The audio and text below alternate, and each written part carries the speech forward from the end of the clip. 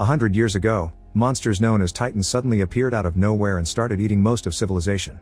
The people that managed to escape built 3 massive concentric walls to protect a peaceful area where humanity could start over and stay safe. The year is now 858, and Armin is working at his parents' shop in the poor district when he hears his friend Aaron has lost his job again. Armin decides to pay him a visit, and on his way out, he bumps into a little boy with a squealing device that is now broken. It was Armin who built it, and now he promises he will repair it soon. Afterward, Armin picks up Mikasa and together they go looking for Aaron, only to find him standing on part of an old missile. Armin thinks it's dangerous to go near it, but even if it actually isn't functional, Aaron wouldn't have minded blowing up this whole place. Mikasa scolds Aaron for always losing his jobs, but Aaron responds by asking them if they truly are happy with their current lives. Armin admits he would like to build more gadgets, but that's sadly illegal. Mikasa doesn't know what to answer, so Aaron reminds them that the interior walls are populated with rich people and wonders if they want to move there or leave to the outside world, because he doesn't like the idea of staying here forever. Then Aaron begins kicking the missile, and when the dirt falls off, they discover a drawing of the ocean, which they never saw before. Mikasa's dying to see the ocean someday, so Aaron drags his friends to the base of the wall by sneaking around the guards at the outpost. The trio stares at the wall with awe, especially Mikasa because she's never been so close to it. When the wind picks up and she shivers, Aaron gives her his scarf. Mikasa then admits she isn't ready to leave the walls and Armin reminds them that the outside world is infested with Titans, but Aaron isn't sure they should even believe in Titans at all since they haven't seen one in a century. Aaron gets ready to climb the wall, but at that moment the guards see them and try to arrest them. When they grab Mikasa, Aaron gets angry and begins fighting back, but the brawl is interrupted by Captain Suda, who has known Aaron for a while. Suda explains that the military is forming a new branch that will journey outside the walls and invites Aaron to join the new group so he can finally reclaim the land beyond the wall, an idea that is very appealing to Aaron. Suddenly the ground starts shaking and a loud roar can be heard as a colossal Titan appears by the wall. Suda and the teens can't believe a Titan can be taller than the wall and they begin running away as the colossal Titan begins kicking to create a hole in the wall. Debris begins falling all over the place and Suda orders his men to get the cannons ready while a bunch of regular-sized Titans appears and begins entering the area through the hole.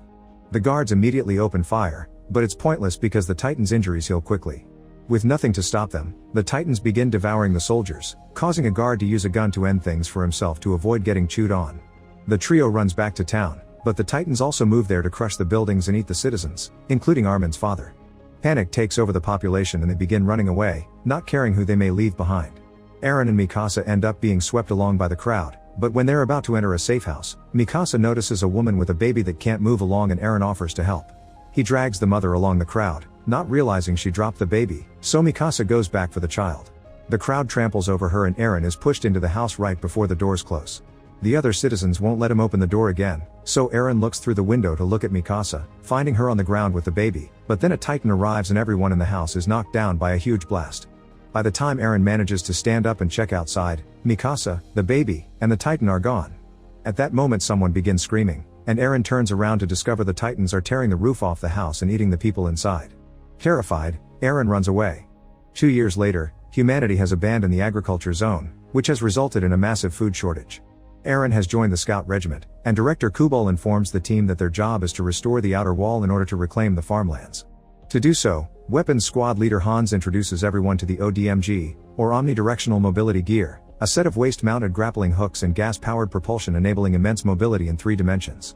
However, when she tries to show it off, she accidentally fires its anchors into the crowd, causing a very awkward moment. Kubal ends the meeting by telling the group will meet with another team led by Captain Shikishima and Omotomachi. Afterward, Aaron watches the scouts say goodbye to their families, which is incredibly upsetting, especially for the young kids left behind. Aaron tries to comfort a crying Armin because they don't have anyone waiting for them, but at that moment, a scout's little sibling gifts Armin a tiny doll so he also has a goodbye memory. Then the team goes to get some food and Armin and Aaron are shocked to find Suda is there getting drunk. Suda notices Mikasa isn't with them, getting upset when they tell him they've lost her, and Aaron explains he's joined the scouts precisely to get revenge. However, Suda thinks only killing a Titan or 2 won't make a difference. Their reunion is interrupted by Sasha, who is always hungry and hates that they're blocking the line. Over dinner, Armin tries to explain to Sasha the plan to repair the wall and capture the Titans using mashed potatoes, but Sasha's more interested in eating the example.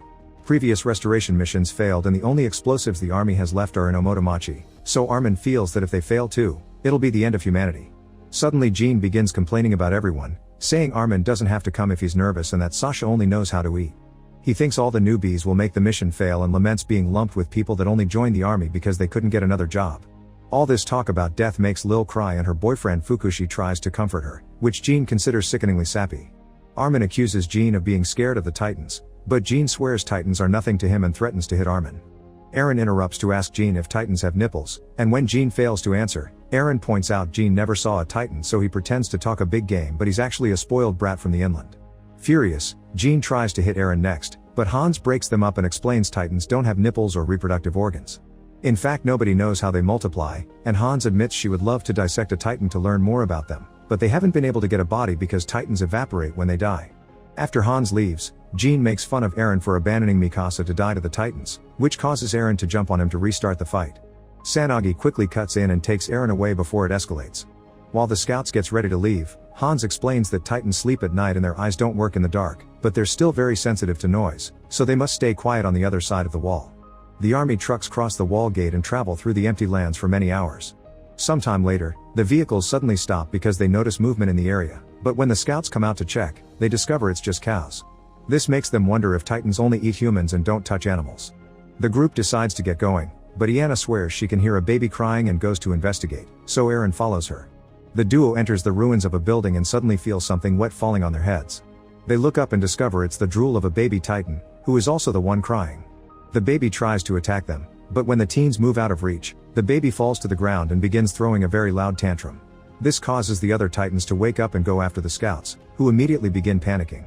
As a Titan drags one of the captains away, Kubal and the other higher-ranked soldiers take off in their vehicles, leaving the scouts to run by themselves. The scouts wonder if they should use their ODMGs, but the buildings here aren't tall enough to be effective. As the group runs, Armin trips and falls, but when a Titan is about to grab him, Sanagi cuts in and grabs the Titan's arm to throw it away from the group. After lots of running, the scouts finally make it to Omotomachi, only to find their way blocked by a Titan. Aaron looks up at the monster and tries to remember Hans' classes when she explained how to use the ODMGs to attack the Titan's only weak spot, which is the back of their necks. Suddenly another scout shows up and quickly kills the Titan using the methods Hans had explained. This is the legendary Captain Shikishima. All the scouts are in awe at his skills, only to be quickly distracted by another Titan approaching. This Titan is also quickly defeated by a new scout, who turns out to be Mikasa. Aaron and Armin are incredibly shocked, but before they can say something, Mikasa leaves with Shikishima. Moments later, everyone reunites at the camp, and Shikishima shows Kubal all the explosives they've guarded well from the Titans while all the wounded scouts are given treatment. The healthy soldiers are given the duty to load the explosives into the trucks while Jean goes after Aaron to punch him for having woken up the Titans last night. Aaron responds by saying Jean soiled his pants when he saw his first Titan, which makes Jean attack him again and triggers a vicious fight. After lots of hits are exchanged, Aaron manages to knee Jean in the face, knocking him out. Aaron thinks he's victorious, but Mikasa suddenly shows up and pushes him from behind, asking everyone to be quiet. Armin wants to know what happened to her, but Mikasa leaves without answering. Afterward, Shikishima shows up and compliments Aaron's moves.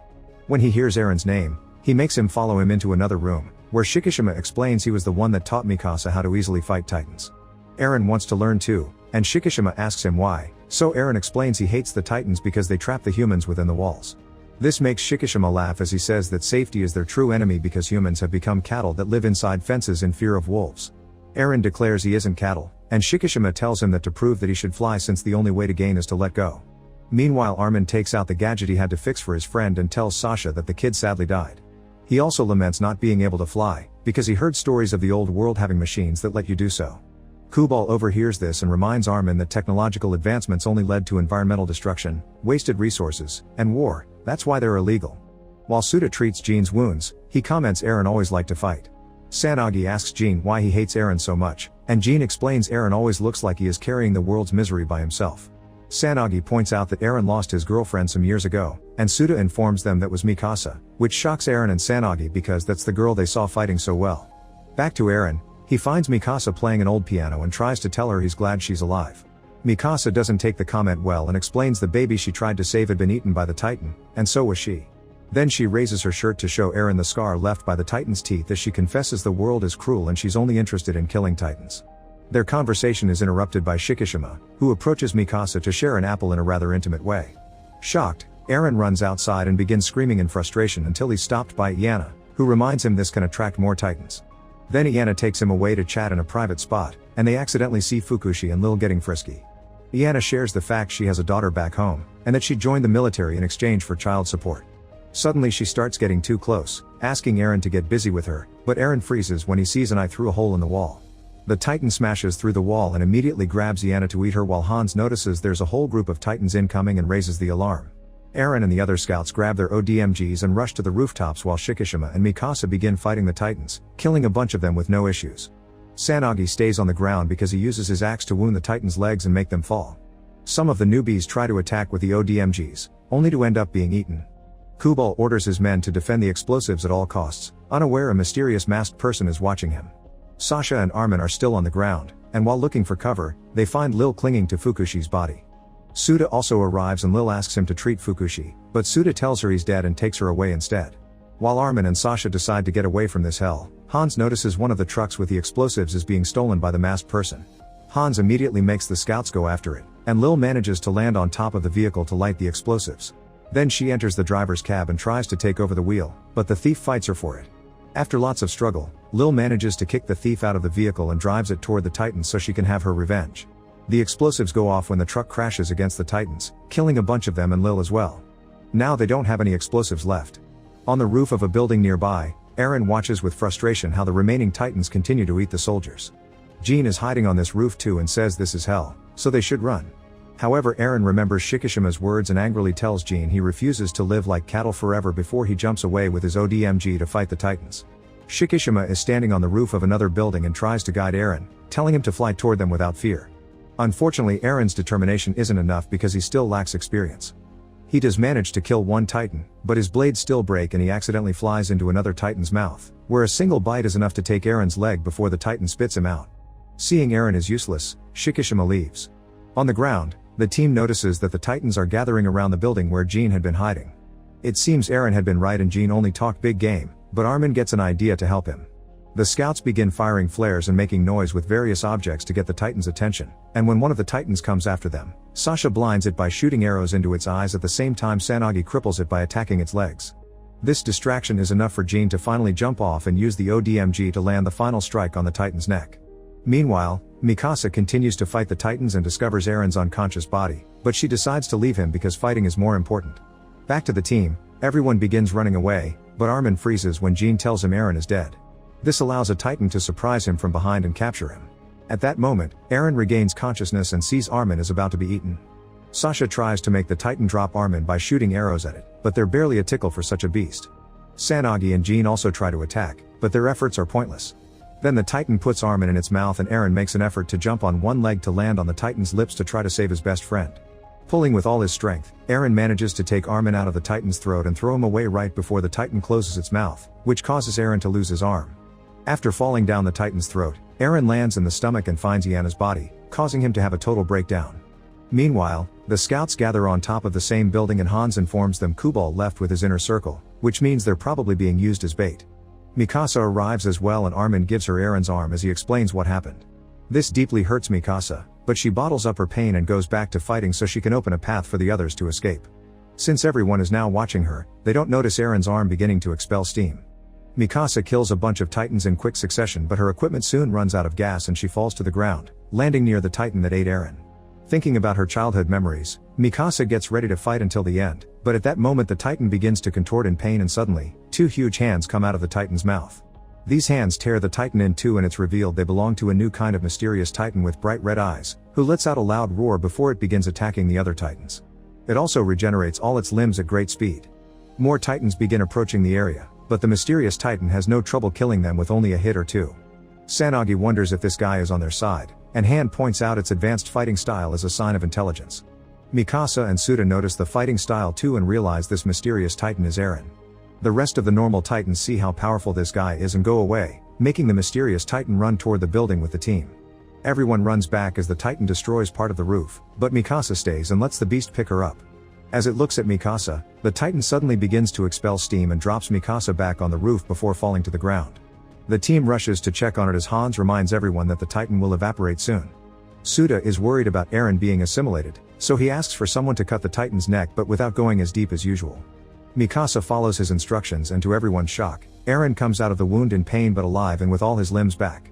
Hans wonders if this is why a Titan's weak spot is its neck, and suddenly Eren opens his eyes to reveal they're still red. Make sure to subscribe and turn on notifications so you can watch more videos like this. Thanks for watching.